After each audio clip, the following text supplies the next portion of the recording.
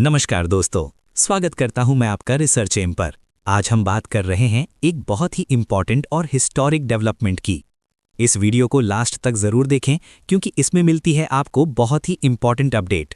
आज हम बात करने वाले हैं भारत की डिफेंस टेक्नोलॉजी के एक बहुत ही हिस्टोरिक और पावरफुल अचीवमेंट की, जहां पर defence research and development organization यानी DRDO ने successfully solid fuel ducted ramjet यानी SFDR सिस्टम का सक्सेसफुल डेमोन्स्ट्रेशन किया है, जो चंदीपुर ओडिशा के इंटीग्रेटेड टेस्ट रेंज से कंडक्ट हुआ। और इस टेस्ट ने इंडिया को दुनिया के उन सिलेक्ट कंट्रीज की लिस्ट में शामिल कर दिया है जिनके पास advanced long range missile propulsion technology है। टेस्ट ट्यूसडे सुबह लगभग 10:15 बजे हुआ, जहां पर मिसाइल के सारे क्रिटिकल सब सिस्टम्स ने फ्लॉलेसली परफॉर्म किया, जो ये दिखाता है कि भारत की इंडिजिनस डिफेंस टेक्नोलॉजी कितनी फास्ट और स्ट्रॉन्ग तरीके से डेवलप हो रही है। अब सवाल ये उठता है कि SFDR टेक्नोलॉजी इंडिया को टैक्टिकल एज कैसे देती है। तो दोस्तों, सिंपल शब्दों में समझें तो SFDR एक नेक्स्ट जनरेशन प्रोपल्शन सिस्टम है जो specially long range air to air missiles के लिए डिज़ाइन किया गया है, जिसका मतलब ये है कि इंडियन फाइटर जेट्स अब एनिमी एयरक्राफ्ट को विजुअल रेंज से बहुत दूर ही टारगेट कर सकते हैं, जबकि नॉर्मल रॉकेट पावर्ड मिसाइल्स कुछ ही टाइम के लिए हाई स्पीड मेंटेन कर पाते हैं। लेकिन SFDR सॉलिड फ्यूल के साथ साथ एटमॉस्फेयर से ऑक्सीजन यूज करता है, जिससे मिसाइल लंबे समय तक सुपरसोनिक स्पीड पर फ्लाई करती रहती है। एक्सपर्ट्स का मानना है कि इसी टेक्नोलॉजी को फ्यूचर में surface to air missile systems में भी अडॉप्ट किया जा सकता है, जो इंडिया की ओवरऑल एयर डिफेंस कैपेबिलिटी को और ज़्यादा पावरफुल बना देगा। क्योंकि जब मिसाइल अपनी स्पीड, मनूवरेबिलिटी और ऑल्टीट्यूड फ्लेक्सिबिलिटी मेंटेन करती है, तो एनिमी एयरक्राफ्ट के लिए बचना लगभग नामुमकिन हो जाता है और इंडियन पायलट्स को कॉम्बैट में ज़्यादा ऑपरेशनल फ्रीडम मिलती है। अब अगर हम बात करें कि SFDR प्रोपल्शन सिस्टम काम कैसे करता है, तो इसमें कई एडवांस्ड और इनोवेटिव सब सिस्टम्स शामिल होते हैं। सबसे पहले आता है नोजल लेस बूस्टर, जो मिसाइल को लॉन्च के तुरंत बाद सिर्फ 3 सेकंड के अंदर सुपरसोनिक स्पीड तक पहुंचा देता है, बिना किसी ट्रेडिशनल नोजल के, जिससे एयर लॉन्च्ड ऑपरेशंस में सेफ्टी और एफिशिएंसी दोनों बढ़ जाती है। उसके बाद एक्टिवेट होता है solid fuel ducted ramjet sustainer, जिसमें boron based solid fuel use होता है, जो पार्शियली ऑनबोर्ड फ्यूल बर्न करता है और बाकी कंबशन के लिए एटमॉस्फेयर से ऑक्सीजन लेता है। इसी वजह से मिसाइल को लॉन्ग ड्यूरेशन पावर्ड फ्लाइट मिलती है, जो सी लेवल पर लगभग 50 सेकंड्स तक और हाई ऑल्टीट्यूड पर 200 सेकंड्स तक हो सकती है।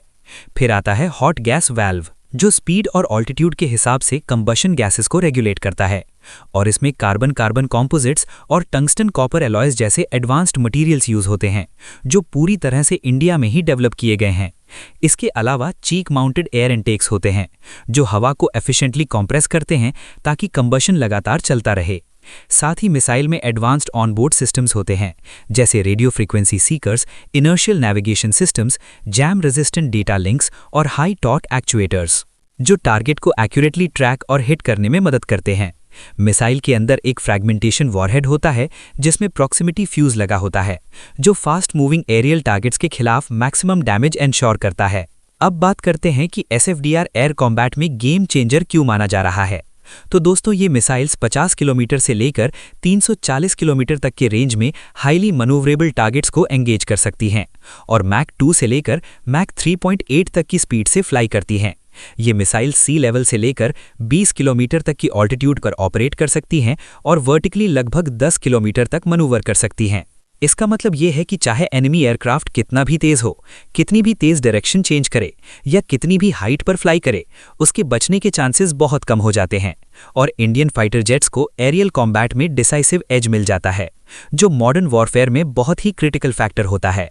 अब अगर हम देखें कि इस सक्सेस का इंडिया की डिफेंस कैपेबिलिटी पर क्या इंपैक्ट पड़ेगा, तो ये अचीवमेंट इंडिया के इंडिजिनस मिसाइल डेवलपमेंट प्रोग्राम के लिए एक मेजर माइलस्टोन है, क्योंकि इससे फ्यूचर के एयर टू एयर और एयर डिफेंस वेपन्स की ऑपरेशनल रीच काफ़ी ज़्यादा बढ़ जाएगी और दुनिया को ये मैसेज मिलेगा कि इंडिया अब सिर्फ डिफेंस इक्विपमेंट इंपोर्ट करने वाला देश नहीं रहा, बल्कि खुद world class defence technology design, develop और प्रोड्यूस करने में कैपेबल हो चुका है।